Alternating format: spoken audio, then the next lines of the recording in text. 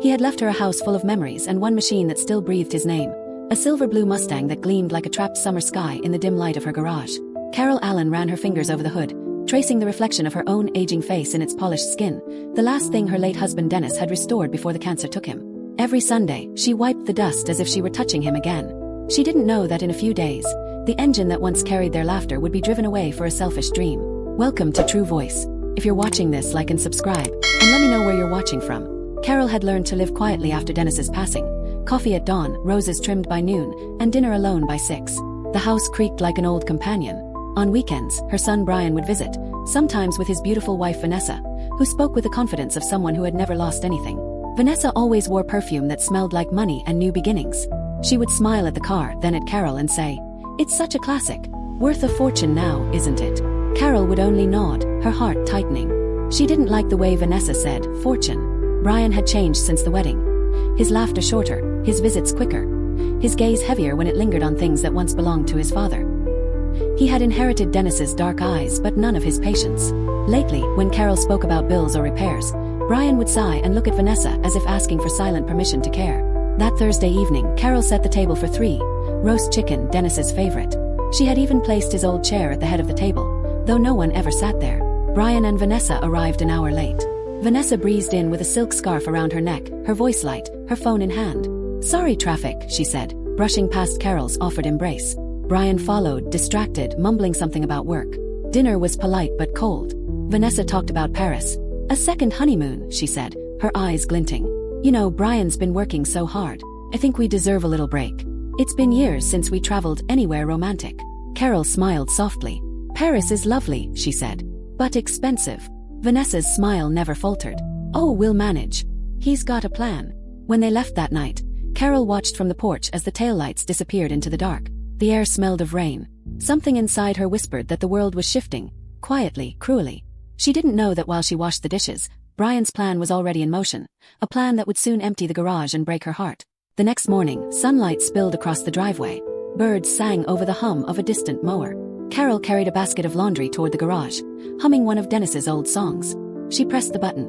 The door rose slowly, groaning as it always did. But inside there was only light. The car was gone. For a moment, she simply stared, her mind refusing to register what her eyes saw. The space was clean, too clean. No oil stains, no tire marks, no sign of struggle. Just the hollow silence of something beloved, stolen. She dropped the basket, fabric spilling like fallen petals. Her first thought wasn't theft. It was disbelief, then denial. She fumbled for her phone, dialing Brian's number with trembling hands. He answered after 3 rings. "Brian," she said, her voice shaking.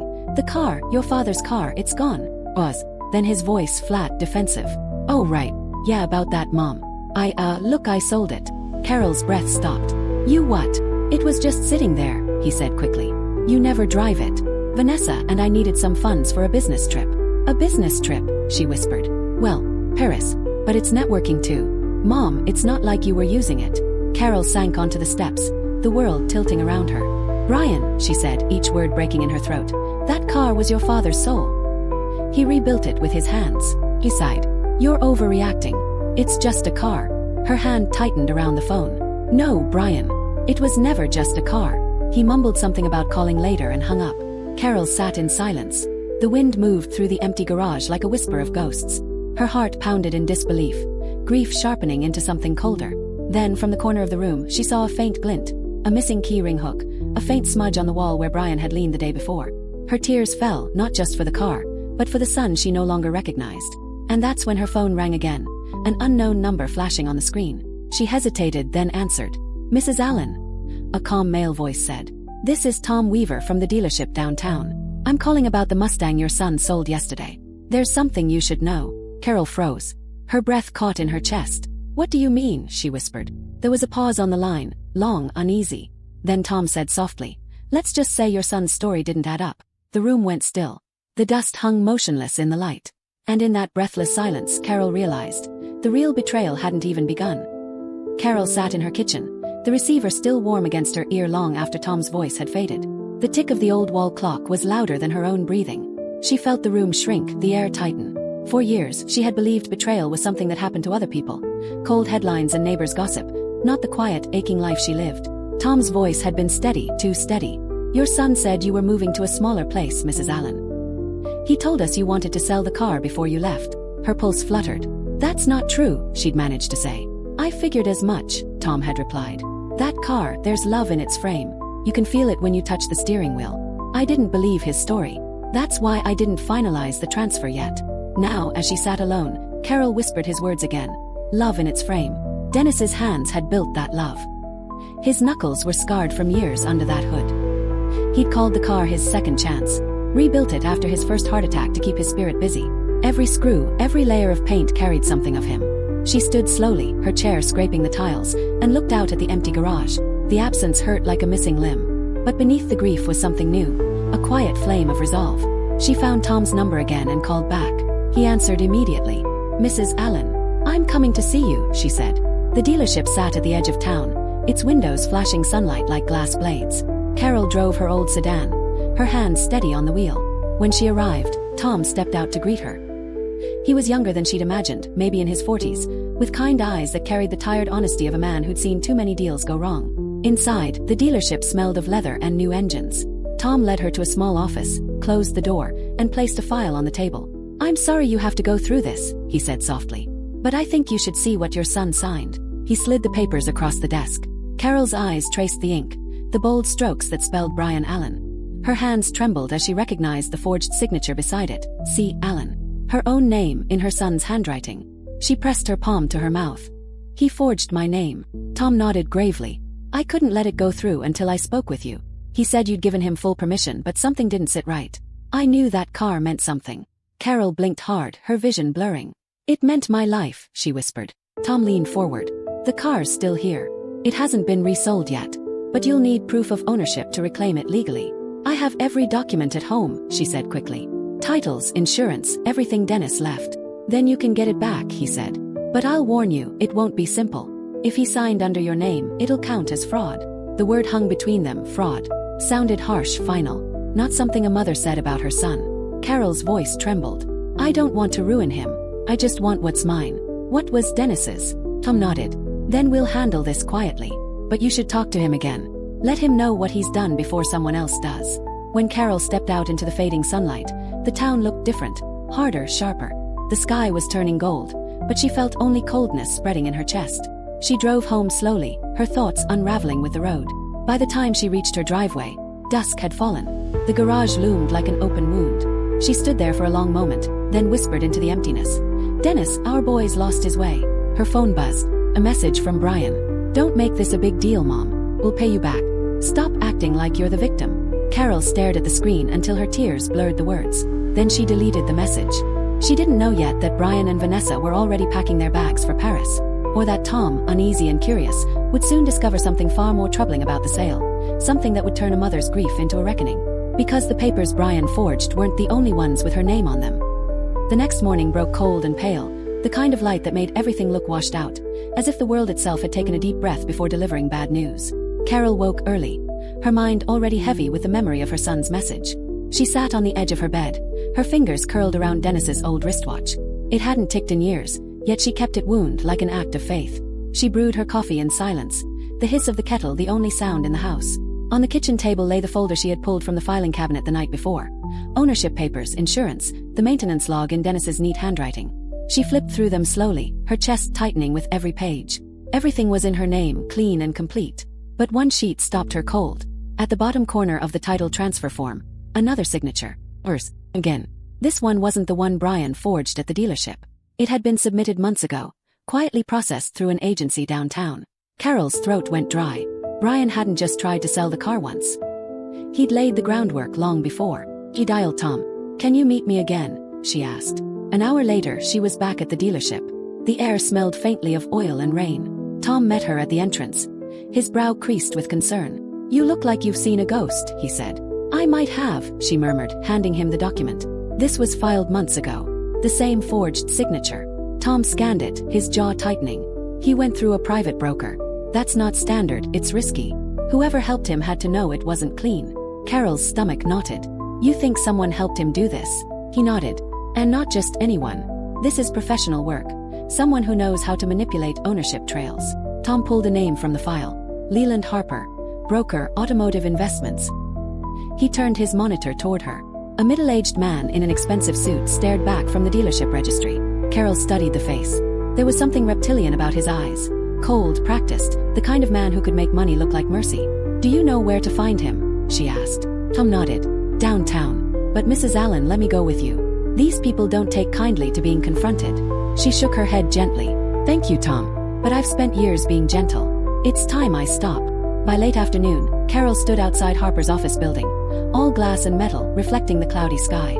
She entered, clutching the manila envelope under her arm. The receptionist looked up, startled by her calm presence. "Do you have an appointment?"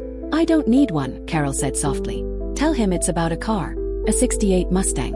He'll know." Minutes later, she was led into an office that looked more like a banker's vault than a workspace. Leland Harper rose from behind a mahogany desk, smiling with the confidence of a man used to making problems disappear. "Mrs. Allen, I presume," he said smoothly. "I heard from your son. You must be very proud." Carol's stomach twisted. "Proud? He forged my name. He sold my late husband's car to fund a vacation." Harper tilted his head, unbothered. "A family matter, then. I only handle paperwork. If you have an issue, take it up with him." "You filed this," she said, sliding the document across the table. "Under my name. Without my consent." He skimmed it lazily, then shrugged. "We process dozens of transfers weekly. Sometimes things slip through. I'll have it corrected." Carol leaned forward. "You'll have it corrected today. And I want to know how you got my signature." For a moment, his smooth composure faltered. "Mrs. Allen, threats won't." She cut him off, her voice steady as ice. "It's not a threat. It's a reminder. You committed fraud. My husband was a mechanic. He built that car from nothing. That car isn't a commodity. It's a grave you tampered with." The silence between them stretched. Then Harper smiled again, this time thinner, colder. "Your son said you were sentimental. I see he was right. But sentiment doesn't hold up in business." Carol gathered the papers and stood. "No," she said quietly. "But the law does." As she turned to leave, Harper's tone darkened. "You'll regret digging into this, Mrs. Allen. Some deals are better left buried." She didn't answer. Outside, the wind had picked up, whipping her coat as she crossed the parking lot. She could feel her pulse in her throat, fear, fury, and something else. Something awakening. Her phone buzzed again. Message. From an unknown number. "You shouldn't have gone to Harper. He's not your real problem. Check the bank statements before you sleep." Carol froze. The world seemed to tilt around her. She opened her banking app with trembling fingers, and the numbers hit her like a blow. Her savings account, Dennis's pension, drained. Not by Harper. By Brian. The night wind rattled the window panes as Carol sat frozen before her computer screen, the pale light washing her face in ghostly blue. The numbers didn't lie. The account that once held Dennis's pension, the one she had guarded like an heirloom, now showed a balance that could barely cover groceries. Each withdrawal had a date. Each date aligned perfectly with the weeks Brian and Vanessa had been planning their Paris trip. Her hands hovered above the keyboard, shaking. She tried to breathe, but it came out shallow, broken. "He took everything," she whispered into the quiet. "Every last bit." The room seemed to close in. On the mantel above her fireplace sat Dennis's photograph. His steady eyes, that quiet smile. She had kept his promise alive, that after all the hard years, they would leave something meaningful for their children. Home, security, dignity. But now, even the ghost of that promise had been stolen. Her phone buzzed again. Unknown number. "You're not the first mother he's fooled. But you could be the last. Meet me tomorrow. 10 a.m., Willow Creek Cafe. Don't tell your son." Carol's breath caught. Her thumb hovered over the message, reading it again. The words were deliberate, confident, and chillingly personal. She didn't reply. Instead, she copied the message and sent it to Tom with a note. "If I don't call you by noon tomorrow, something's wrong." That night, sleep didn't come easily. Memories played through her mind like film reels. Brian as a boy, chasing fireflies behind the garage. His laughter echoing through summer evenings. Dennis teaching him how to polish the Mustang's chrome bumper. "Every shine reveals your care, son," Dennis had said once. "A man's character shows in how he tends to what he loves. But what do you call a man who sells what he was meant to protect?" When dawn came, Carol dressed carefully. Soft blue blouse, her wedding ring still on her finger, and the watch Dennis had left her. She looked in the mirror. Her reflection didn't look broken anymore. It looked awake. The Willow Creek Cafe sat near the old harbor, a place where time seemed to pause between coffee cups and the hush of the waves. When she entered, the bell above the door chimed softly. A few early customers murmured over newspapers, the air smelling of espresso and rain. At the far corner, a woman waved. Late 30s, sleek hair pulled back, dark coat, eyes sharp but kind. "Mrs. Allen." Carol nodded. "You sent the message." The woman gestured to the seat across from her. "Please. My name's Elise Harper." Carol froze mid-step. "Harper. As in." Yes, the woman said, her tone clipped. Leland's wife. Or soon-to-be ex-wife. I know what he's done to you and to others. Carol sat down slowly. You know about my son. Elise nodded, sliding a folder across the table. Inside were transaction logs, photocopies of title forms, and email threads. Your son didn't act alone. Leland used him. Convinced him he could flip your husband's car for triple its value overseas. Your son got desperate and greedy. My husband made sure of it. Carol's throat tightened. Brian thought he was selling it for fast cash. But he signed my name. And Leland helped him forge it, Elise said. He's been doing this for years. Targeting families who don't know how the system works. People who inherit valuable collectibles. The forged sale is only the beginning. Once the car's gone, he launders the money through fake buyers. Then vanishes the paper trail. Carol felt her stomach twist. So the car still exists, Elise said, leaning forward. But not for long. He plans to ship it overseas by the weekend. Silence hung heavy between them. The cafe's slow hum seemed far away. Elise lowered her voice. I want to stop him, Mrs. Allen. I've been gathering evidence, but I can't take him down alone. You're the only one who can tie the car directly to him and your son. Carol's gaze hardened. You're asking me to turn my son in. Elise's tone softened. I'm asking you to save what your husband built. And maybe in doing so, save your son from becoming the man who destroyed it. Carol sat back, her chest heaving with quiet anguish. Outside, gulls wheeled over the gray water, their cries distant but clear.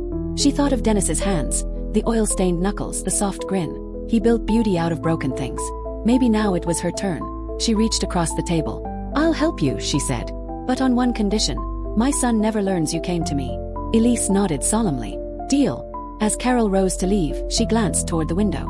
Across the street, parked half in shadow, sat a black sedan. Its engine idled, headlights faintly glowing. He paused.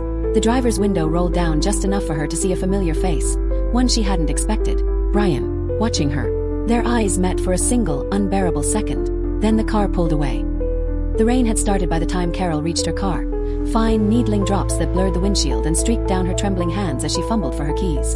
Her son's face still haunted her vision, frozen behind the glass of that black sedan. He hadn't looked surprised. He'd looked furious. When the engine turned over, she sat for a long moment, her knuckles white against the steering wheel. In her chest, her heartbeat pounded like footsteps on hollow wood. He knows. He saw me with her. By the time she pulled into her driveway, the storm had thickened. Thunder rolled over the town, deep and distant, like the sound of something inevitable approaching. She climbed out, clutching her coat tight, her mind spinning through fragments. Elisa's warning, the drained accounts, Harper's smirk. Inside, the house felt heavier than usual. The silence wasn't peace anymore. It was pressure. She turned on a single lamp, and the familiar glow fell across Dennis's photograph again. That same quiet smile, the man who believed family could weather anything. Her phone buzzed. She didn't want to look, but she did. Brian, you shouldn't have met with her. She's using you, Mom. You don't understand what's going on. Another message followed almost instantly. Brian, I'll explain everything. Just don't go to the police. Carol set the phone down slowly. He's scared, she thought. But not for me, for himself.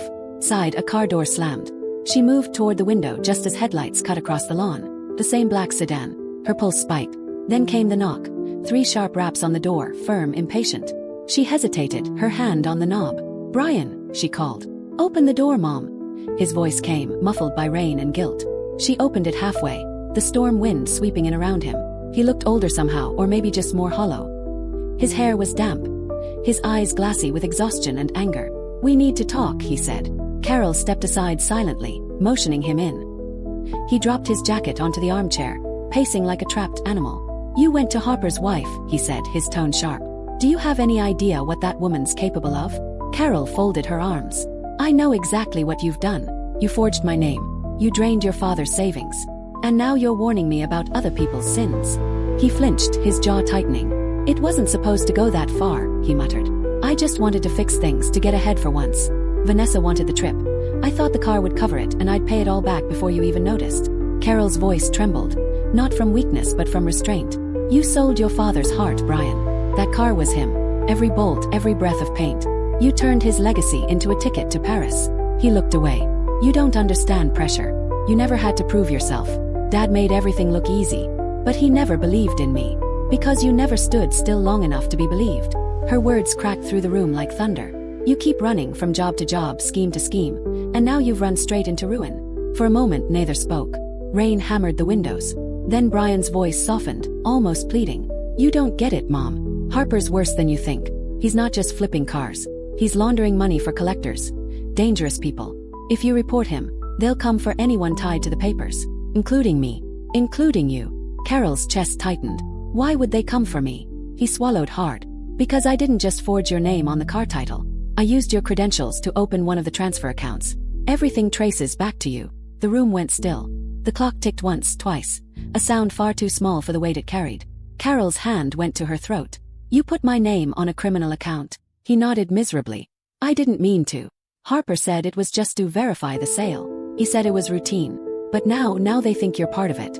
If this goes public, you could lose everything. The house, Dad's pension, even your freedom. Her knees weakened, and she sank slowly into a chair.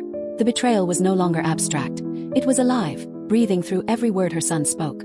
She had thought she'd already reached the edge of what a mother's heart could bear. She had been wrong. Brian knelt in front of her. His eyes desperate. I can fix it. I just need time. Harper still has the car. If I can convince him to reverse the deal. She cut him off, her voice barely above a whisper.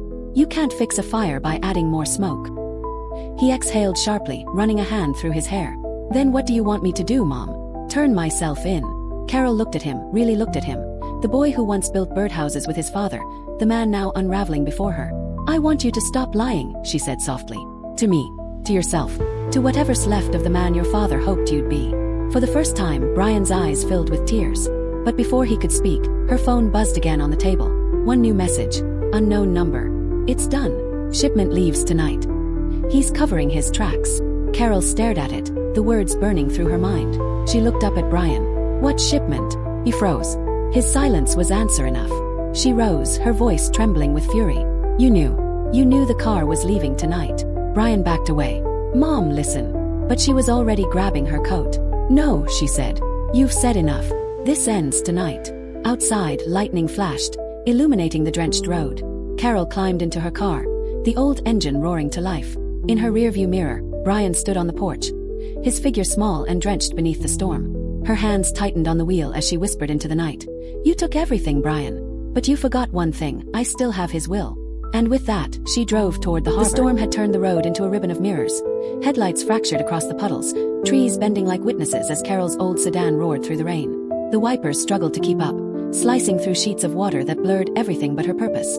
The harbor lights glimmered faintly in the distance, small beacons against a sea of gray. In the passenger seat sat a single folder, Dennis's will, wrapped carefully in plastic. Her fingers brushed over it at every stoplight, a silent vow running through her. He built something honest. I'll end this dishonor myself. By the time she reached the docks, the rain had softened to a drizzle. A low mist clung to the air, muffling sound, swallowing shape. Cranes loomed like sleeping giants, and the salt of the sea mixed with the scent of gasoline. She parked near a row of warehouses, the metal doors slick with rain. Farther ahead, through the mist, a container ship was being loaded under floodlights. Workers moved with quiet urgency, and amid them, she spotted the unmistakable flash of chrome. Her husband's Mustang, caged in a steel container, its red paint dulled under the wet glare. Carol's heart clenched. Dennis, she whispered. I found her. A man's voice broke the silence behind her. You shouldn't have come here, Mrs. Allen. She turned sharply. Tom stood a few feet away, his jacket soaked, his expression grave. You followed me, she said. I had to, he replied. After that message you sent, I couldn't just wait. Her lips trembled between relief and fear. He's shipping the car tonight. It's right there.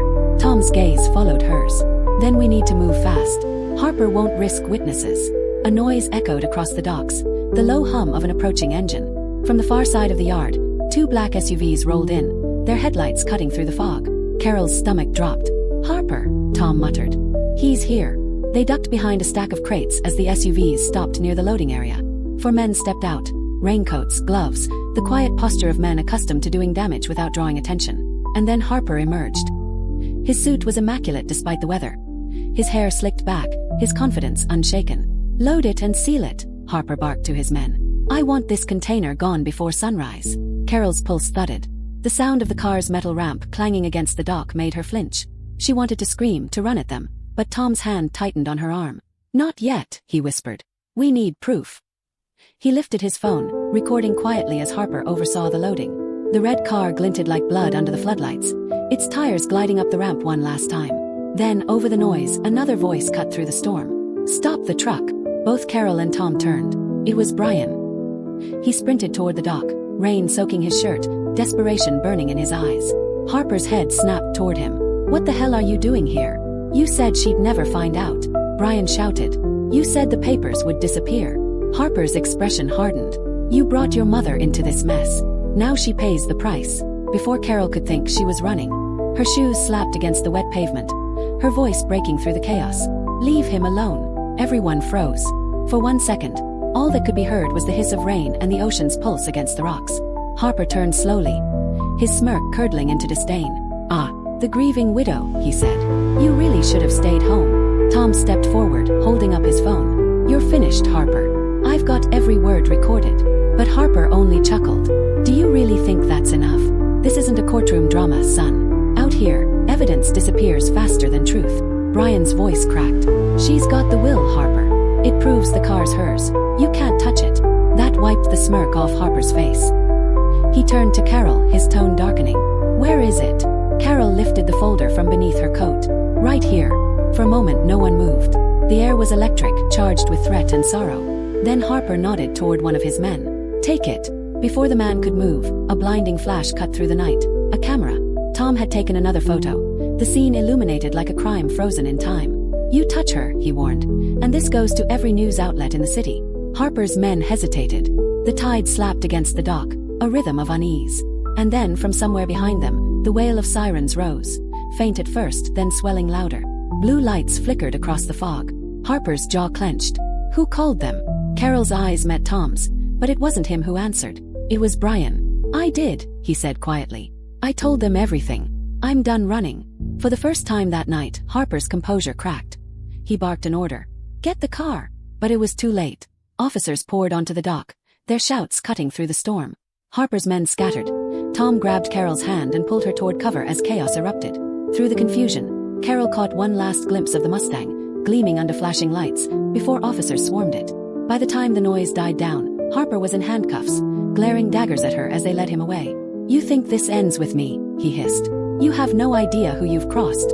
But Carol stood tall, soaked and shivering, clutching Dennis's will to her chest. "Maybe not," she said. "But I know who I saved." When it was over, the officers took statements. Tom stayed by her side, his quiet strength anchoring her through the night. Brian sat a few yards away, head in his hands, rainwater dripping from his hair. For the first time, he looked small again, like the boy who once believed his father could fix anything. As dawn crept over the harbor, Carol looked out at the pale horizon. The storm had passed, but its echo still trembled in the air. She didn't know what awaited them. Police reports, trials, deaths. But she knew this. Dennis's legacy was safe. And somewhere inside the wreckage of betrayal, there was still a sliver of something that looked like redemption. Then her phone buzzed again. Unknown number. He wasn't the only one involved. Check the second ledger. Carol's heart lurched. She turned toward Tom, her voice barely a whisper. "There's another account," she said. "Someone else is still out there." The morning after the storm carried a fragile stillness, as if the world itself was holding its breath. The harbor was quiet now. The cranes idle, the sea calm, the chaos of the night washed clean but not forgotten. Carol sat in her small living room, wrapped in a blanket, a mug of untouched tea cooling beside her. Outside, the rain had stopped, but a gray fog pressed against the windows like a secret trying to find its way in. On the table before her lay the folder of evidence, the pages damp from the rain, and her phone, the message still glowing on the screen. He wasn't the only one involved. Check the second ledger. Her stomach tightened. The words carried the same chill as the night before. Deliberate, taunting, precise. She read them again, over and over, until her pulse began to drum in her ears. There was more. More money. More names. More betrayal. Tom had come early, his hair still damp from the fog. He stood by the fireplace, flipping through the pages of the report he'd printed after giving his statement to the police. "They've got Harper locked up for now," he said. "But they're already talking about others involved. Offshore accounts. Dummy companies. This wasn't just about one car." Carol's gaze stayed on the phone. "Then what was it about?" Tom hesitated. "A laundering chain, most likely. Harper was just a middleman. But someone funded his deals. Someone higher up who never appeared on paper." Carol's hand went to her chest. Then this message. "It means whoever they are, they're still watching." Tom nodded grimly. "It also means you're a problem for them now. You exposed a piece of their operation. They won't like that." Silence settled, heavy and cold. The only sound was the tick of the old wall clock. Carol rose slowly, moving toward the cabinet where she kept Dennis's records. "Dennis kept everything," she said softly. "Invoices, service receipts, even shipping estimates for parts he never bought. He said paper doesn't lie. She opened the drawer, pulling out an old leather-bound notebook. Its cover cracked, the pages faintly yellowed. Tom leaned closer. That his? She nodded. His maintenance ledger. He logged every part he ever ordered for the Mustang. Look, she flipped to the final page, pointing to the faint pencil markings. That's his handwriting. But these last entries aren't his. The ink's newer, the writing slanted. It's Brian's. Tom frowned, taking the book gently. He added something. Carol nodded, her heart beating faster. Look at the part numbers, they're not mechanical. They're codes. Tom's eyes widened as he cross-referenced them with his phone. These are account references. Sure ones. 2 of them to be exact. One under Harper's company, and another under a name I don't recognize. He paused, reading aloud. Vanessa Reed. Carol froze. The mug of tea slipped from her hand and shattered against the floor. Vanessa, she whispered. My son's wife. Tom exhaled. Looks like she was deeper in this than he was. The words sank into Carol like a blade. She remembered Vanessa's polite smiles, her expensive perfume, the casual way she called Dennis's Mustang, that old thing, when she visited. Carol had always sensed something hollow behind her charm, a hunger, cold and quiet. She used him, Carol murmured, her voice shaking. She pushed him into this. Tom nodded slowly. If that ledger's right, she's not just an accomplice. She's the one who connected Brian to Harper in the first place. Carol sank into her chair, staring into nothing. The betrayal had layers she hadn't even begun to understand. Her son hadn't only stolen from her. He'd been manipulated by someone who had planned it from the start. She looked up suddenly. Where is she now? Tom checked his phone. Police couldn't find her. The house she shared with Brian's empty. No credit card activity since last night. She ran, Carol said flatly. Before the police came. Tom nodded. Which means she knew they would. Carol's gaze drifted toward the rain-smeared window. The harbor lights were faint now, ghostly against the mist. She's still out there, she whispered. And she's got what's left of the money. Tom hesitated. If she's tied to Harper's buyers, she won't stay long. People like her don't wait around once the walls start closing in. But Carol's eyes sharpened, her grief now edged with steel. Then we'll find her before they do. Tom frowned. You're not thinking of going after her. I'm thinking, Carol said, rising slowly, of ending this. For Dennis. For the years he spent building something honest. For the life Brian still might have if I can pull him out of this fire. She walked to the desk, sliding Dennis's ledger into her bag. If Vanessa set this up, she'll make one last move to collect what's left. And I'll be there waiting. Tom sighed, rubbing a hand over his face. You're not alone in this. Wherever she runs, I'll help you track her. Carol looked at him, the man who had helped her when her own son couldn't. Thank you, she said softly. But if she finds out I'm coming, she'll vanish. I need to make her think she's won. As the fog thickened outside, Carol picked up her coat and keys. Her reflection in the window stared back, weary, haunted, but alive with purpose. Vanessa wanted a game, she said under her breath. Then let's play. Behind her, Tom's phone buzzed. Another message, from the same unknown number that had warned Carol. She's already making her move. Flight 242. Tonight. Carol turned sharply. What flight? Tom's eyes lifted to hers, grim and certain. Paris. The airport lights shimmered like 1,000 restless stars, reflected in the polished glass as rain slid down in silver streaks. Carol stood near the terminal entrance, her scarf pulled tight against the chill, eyes fixed on the departure board that flickered Paris, on time. Each letter pulsed like a heartbeat. Tom was beside her, blending in with the late travelers and weary families. You really think she'll come here herself? He murmured. She has to, Carol said quietly. Vanessa doesn't trust anyone else with money. She's too proud, too greedy, too smart to hand it off. Her voice was calm, but her fingers trembled slightly as she held Dennis's old ledger. Inside it, taped beneath the back cover, she'd found the missing document the police never had. A transfer authorization for a hidden account in Monaco, with Vanessa's signature scrawled neatly at the bottom. They waited by gate 14, the crowd shifting in waves around them, the hum of boarding announcements, the smell of coffee, the low murmur of hurried conversations. Carol's eyes scanned every face. Business travelers, young couples, a mother comforting her crying child. Then, like a shadow sharpening in the light, she saw her. Vanessa Reed, tall, composed, dressed in a cream trench coat and black heels, sunglasses perched like armor even beneath the airport's sterile glow. She moved with that same effortless grace Carol remembered, but there was something new in her posture, a flicker of unease beneath the poise. Carol's heart thudded. That's her, she whispered. Tom's hand brushed against his concealed badge beneath his jacket. We could call the police now. Carol shook her head. Not yet. She needs to lead us to whoever she's meeting. Vanessa approached the gate counter, handing over her passport with a smile that didn't quite reach her eyes. The attendant nodded, scanning her ticket.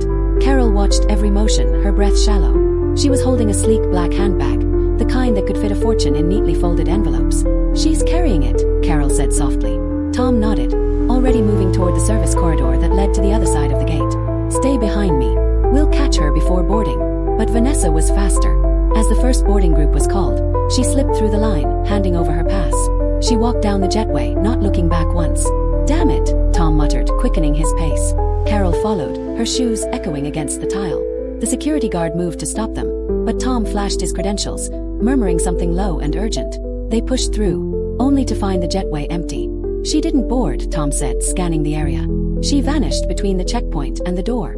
Carol's gaze darted around, searching for a glimpse of the cream trench coat. And then she saw it, reflected faintly in the glass of the adjoining corridor. Vanessa was walking briskly toward the executive lounge, head down, a man beside her in a dark suit. "Who's that?" Carol whispered. Tom narrowed his eyes. "Not police. Could be Harper's contact." They followed at a distance, weaving through the travelers and luggage carts until they reached the lounge's glass door. Inside, Vanessa sat opposite the man. Older, expensive watch, calm eyes that spoke of power. He slid a folder toward her, and she nodded, reaching into her bag. Carol's breath caught. "That's the money," she murmured. The man leaned closer, his lips barely moving. Whatever he said made Vanessa's expression change. First confusion, then fear. She shook her head, her voice rising slightly. The man smiled, a cold, measured smile, and stood up. Tom whispered, "We've seen enough. Let's move now." But before they could enter, the man walked away, leaving Vanessa frozen in her seat. She opened the folder, her hands trembling. It was empty. In that instant, Carol understood. Vanessa had been played. The second ledger, the fake account, it had all been part of a trap. The money wasn't waiting for her in Paris. It had been rerouted somewhere else. Someone had used her greed to close the circle. Vanessa bolted from the table, nearly colliding with a server. She clutched her bag to her chest and rushed toward the exit. Carol stepped into her path. "Going somewhere." Carol's voice was soft, but it carried through the hall like a blade. Vanessa froze, her eyes wide. You took my husband's legacy," Carol said, her gaze unwavering. "You tore my son apart. You used him, used all of us for this." Vanessa's mask cracked, her voice trembling. "You don't understand, they promised. They promised you money," Carol said. "And now they've taken that too." For a moment, they stood in the silent corridor. Two women bound by betrayal, reflected in the polished glass like two halves of a broken mirror. Tom approached slowly. "It's over, Vanessa." But Vanessa's eyes darted past him, toward the terminal doors. She took a step back, then another. "No," she whispered. "Not yet." And before anyone could stop her, she turned and ran, disappearing into the crowd as security alarms echoed through the terminal. Carol stood motionless, her pulse pounding in her ears. Tom spoke softly beside her. "They'll catch her before she gets far." Carol didn't answer. Her gaze was fixed on the window beyond the runway, where the reflection of Vanessa's abandoned folder lay open on the table behind them. Inside, tucked between the blank pages, was a photograph. Dennis, young and smiling beside his Mustang, and standing just behind him, half hidden in shadow, was the same man who had met Vanessa moments ago. Tom saw it too, his face hardening. "That's impossible," Carol whispered, her voice breaking. "No, it means he's been here all along." The rain had returned, tracing long silver lines down the airport window as the night deepened around the glass and steel. Carol stood by the deserted lounge table, staring at the photograph she'd pulled from the folder. Dennis smiling beside his Mustang, the sea glimmering behind him, and in the shadow near his shoulder, the same man who had met Vanessa only moments ago. Her pulse faltered. The edges of the photo trembled between her fingers. "That's him," she whispered. "He's been there since the beginning." Tom leaned over her shoulder, his jaw tight. "His name's Victor Lane," he said quietly. "Interpol flagged him years ago. Luxury imports, classic car laundering.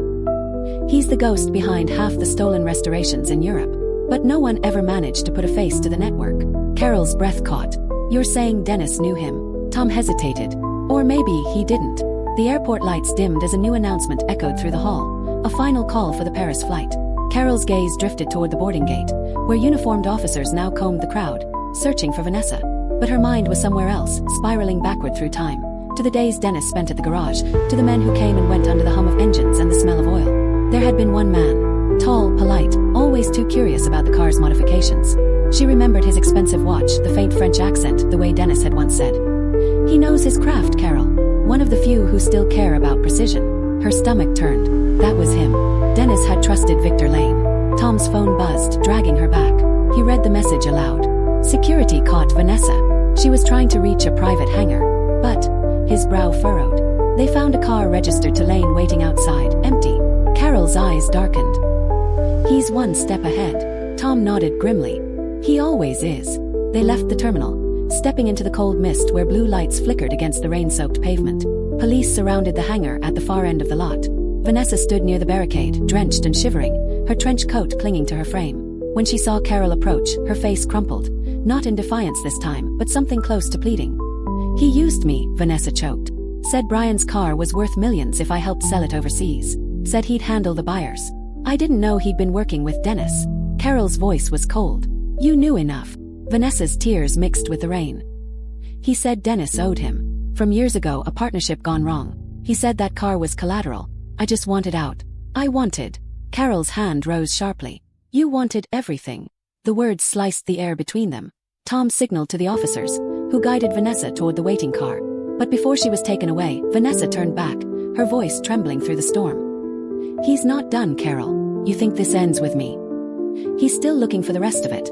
Dennis's notes, his blueprints. He said there's another car. One Dennis never registered. The words hit Carol like a cold wind. Another car. Vanessa nodded, her eyes wide with fear. He called it the inheritance. Said it was the real prize. Hidden somewhere no one could trace. Tom's expression shifted. If that's true, Lane won't leave the country without it. Carol looked past the flashing lights, out toward the sea beyond the runway. The rain swept sideways, mist veiling the coast, and in that ghostly gray, she could almost see it. The old warehouse by the harbor, where Dennis used to keep his tools after the garage closed. The place where she'd refused to go since he died. Her chest tightened.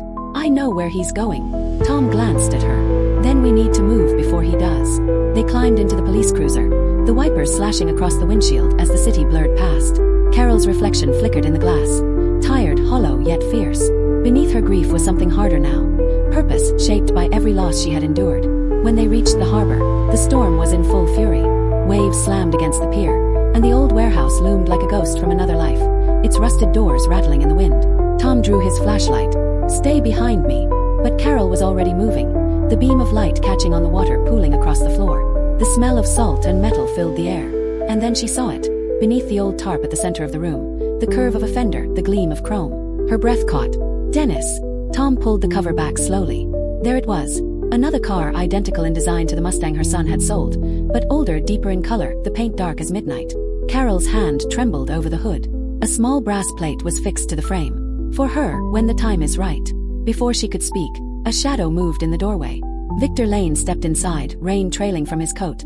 His calm smile catching the light. Ah, he said softly, his accent smooth and sharp.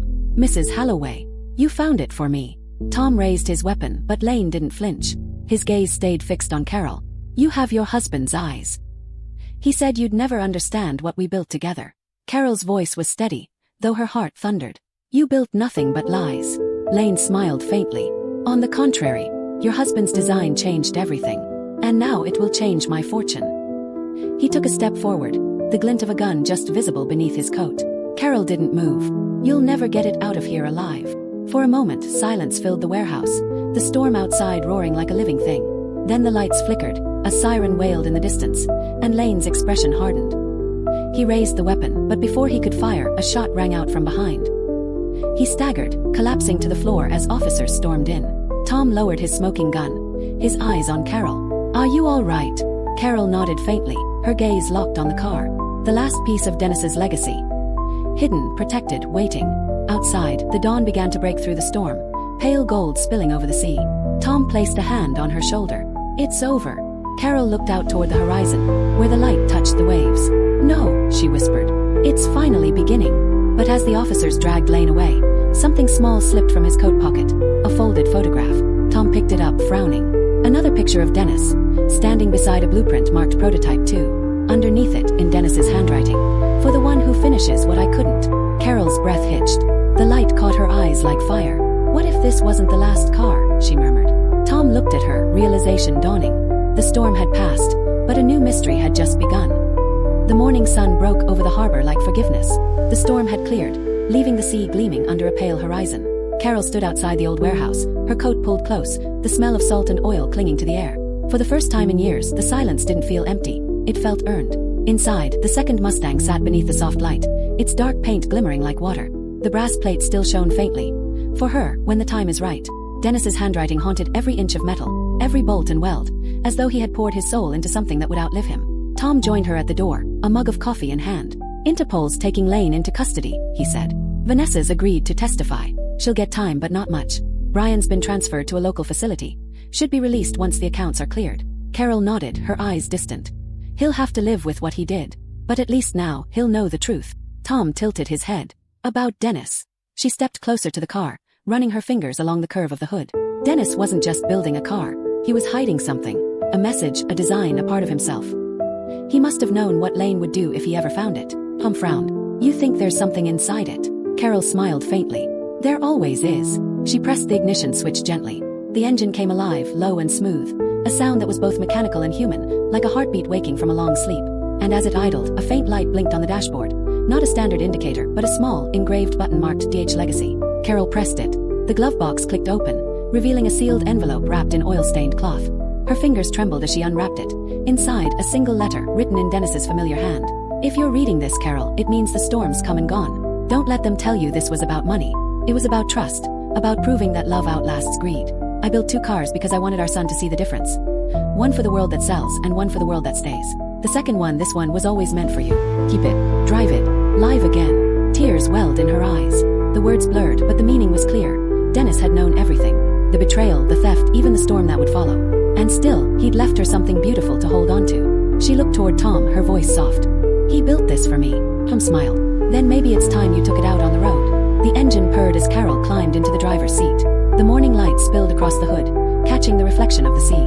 For a moment, she saw Dennis's face in the glass, smiling, proud, at peace. She whispered, "Goodbye, my love," and shifted into gear. The Mustang rolled out of the warehouse, the tires kissing the wet asphalt as the harbor faded behind her. Every mile carried her closer to something new. Not revenge, not justice, but peace. The wind tangled her hair as the sun rose higher, and for the first time since Dennis's death, she smiled without sadness. In the rearview mirror, Tom watched her disappear down the coast road, the car gleaming like a memory reborn. He reached into his coat pocket, pulling out the blueprint they had found. Across the bottom, Dennis's last words were written in neat cursive. "Legacy isn't what we leave behind. It's what keeps moving when we're gone." Tom folded it carefully and looked toward the horizon, the echo of the engine fading into the morning. The story that began with betrayal had ended with something rarer, redemption. And that's how Carol Holloway finally found peace. Not in what she lost, but in what she rediscovered. Sometimes the things we build out of love survive even the worst storms. If you're watching this, thank you for staying until the end. Subscribe, share your thoughts below, and tell me, what would you have done if you were Carol? Until next time, this is True Voice, where every story begins with pain and ends with truth.